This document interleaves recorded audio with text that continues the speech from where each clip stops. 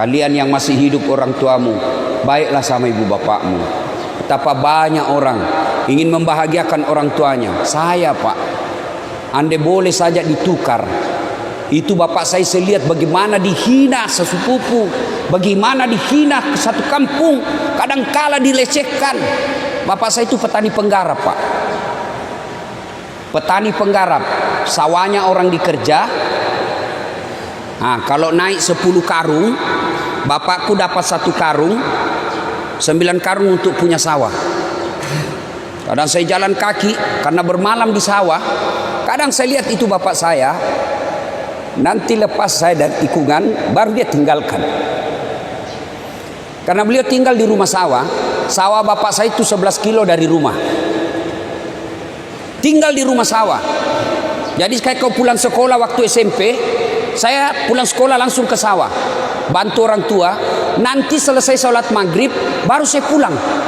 Begitu cintanya namanya orang tua kepada anaknya, dia tunggu itu anaknya hilang dari pandangan baru masuk rumah-rumah sawah. Kadangkala kita mau makan itu orang tua, mau disuap, dia sudah mau masuk di mulutnya, tapi dilihat anaknya apa, dia bilang, kamu aja yang makan nak, bapak kenyang. Sayang 1000 sayang bapak saya tidak sempat melihat saya seperti sekarang. Maka kalian yang punya orang tua, bodoh kalian kalau tidak memanfaatkan itu. Bodoh kalian kalau tidak memuliakan orang tuamu sekarang. Itu pintu masuknya surga. Itu pintu masuknya surga dengan segampang-gampangnya. Biarkan orang menghinamu, biarkan kau kontrak-kontrak rumah, biarkan pekerjaanmu seadanya, tapi kau muliakan orang tuamu. Itu yang membuat kamu gampang masuk surga. Biar tinggi pangkatmu, duitmu banyak, tabunganmu bermiliar-miliar, tapi kau lalaikan orang tuamu, demi Allah kau tidak akan masuk surga. Kenapa kalian yang masih punya orang tua tidak memanfaatkan itu? Ladang surga itu orang tuamu. Apalagi kalian yang sakit ibu bapakmu, itu Allah sayang kalian. Dia sayang kau Tuhan, nah kasih kau pintu gampang masuk surga. Lalu kenapa ketika orang tuamu sakit kau mengeluh? Tidak semua orang, tidak semua anak dikasih cobaan melawat orang tuanya. Kalian kembali kalau masih hidup orang tuamu, muliakan orang tuamu meskipun dia tidak sholat. Imma yablughanna indakal kibra ahaduhuma aw kilahuma fala taqul lahumā uff wa la tanharhumā wa qul lahumā qawlan karīmā. Apabila kedua orang tuamu sudah dalam pemeliharaanmu, sudah tua dalam pemeliharaanmu, jangan kau berkata saja dilarang, ajak mubalai. Jangan kau bantah orang tuamu. Itu perintah Quran, bukan perintah ulama, perintah Quran. Jangan kau berkata kepadanya. Wala tanharhuma wa qul lahumā qawlan karīmā. Berkata-katalah dengan qawlan karima, kata-kata yang mulia. Ustaz, sakit ibuku sudah 2 tahun. Ladang amal bagi kalian. Bisa jadi kalian 5 bersaudara, sakit ibumu, ada orang di antara 5 ini dia gunakan untuk masuk surga secepatnya. Ada juga yang membuat gara-gara sakit ibunya lebih gampang dia masuk neraka. Urus saja masing-masing. Sakit ibu, barangkali yang pejabat tidak punya waktu, sayangi ibumu dengan ongkos biayanya, urus biayanya. Kalian yang pengangguran, sakit ibumu, raih pintu surga karena waktumu lebih banyak. Urus itu, fisiknya angkat, bawa dia ke toilet. Ketika kau mengeluh, bikin repotin orang tua, hancur semua kau punya amal. Ingat, dalam Al-Quran ada 3 perintah serangkai, yang artinya tidak diterima perintah yang satu apabila perintah yang lain tidak dilaksanakan. Apa gerangan perintah serangkai itu? 1 di antara 3 itu, aniskurli wali walidaik. Bersyukurlah engkau kepada Allah, tapi jangan lupa muliakan orang tuamu. Orang yang bersyukur kepada Allah tapi mendurhakai orang tuanya, tolak itu syukurmu kepada Allah. Nabi kan pernah ditanya, Ya Rasulullah, setelah Allah dan Rasulnya saya taati, setelah saya berbuat kepada Allah dan Rasulnya saya berbuat baik, siapa yang saya taati ya Rasul? Ibumu. Setelah itu siapa? Ibumu. Setelah itu siapa ya Rasul? Ibumu. Setelah itu siapa? Bapakmu. 3:1. Kenapa ibu 3 kali?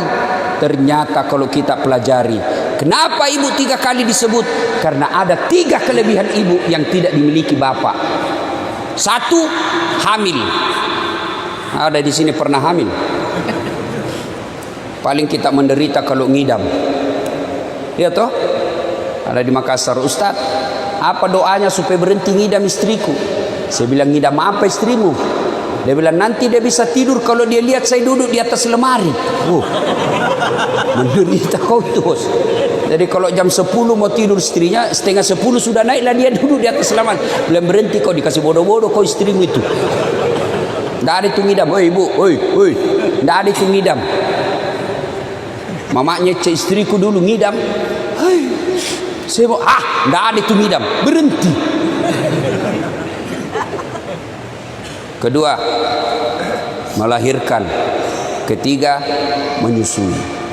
Ibu bapak saudara-saudara sekalian, tentu kita heran, kenapa anak-anak kita sekarang begini? Magai kira-kira. Kenapa kira-kira anak-anak kita begini? Apakah sepenuhnya salah anak? 90% salahnya orang tua. Kenapa bisa Ustaz? Coba lihat. 1, apa yang kita kasih makan anak-anak kita. Kalau ibu bapak sudah memberi makanan haram anaknya, maka jangan heran anak nanti pun besar selalu berpikir yang haram-haram. Coba lihat anak-anak pejabat yang korup. 3 anaknya. 1 pengedar, 1 pengisap, 1 kawin lari di bawah bandar. Coba itu. Tapi coba lihat anak-anak guru mengaji. Coba, apa mana korupsi guru mengaji? Bapakku guru ngaji. Sampai sekarang masih ada warisannya itu. Anak santrinya lebih 60 di rumah. Bukan TKTPA, yang model ngaji kampung, orang Bugis. Alepura senaa, alepure wanai, alepura panau, aiu. Itu sampai sekarang itu. Ibu saya 84 tahun masih di Yesus itu. Jadi kalau sambil cobek-cobek itu ibu-ibu guru ngaji kan dulu begitu. Sambil dia kerja, salai, malampei, salah kok, kasih pendek itu, berdegung itu. Sambil cobek-cobek itu dia tahu. Dan gratis. Ada yang basi kencing, dia datang bawa di rumah. Saya tanya ibuku, berapa dibayar itu 1 orang mak? Dia nama kamaja, tidak membayar. Sedangkan kau kasih gratis, nah marah-marah. Apalagi kalau suruh kau bayar. Itu paling bayarnya sampai sekarang. Bayarnya apa? Bukan duit. Apa? Ayam. Macera namanya.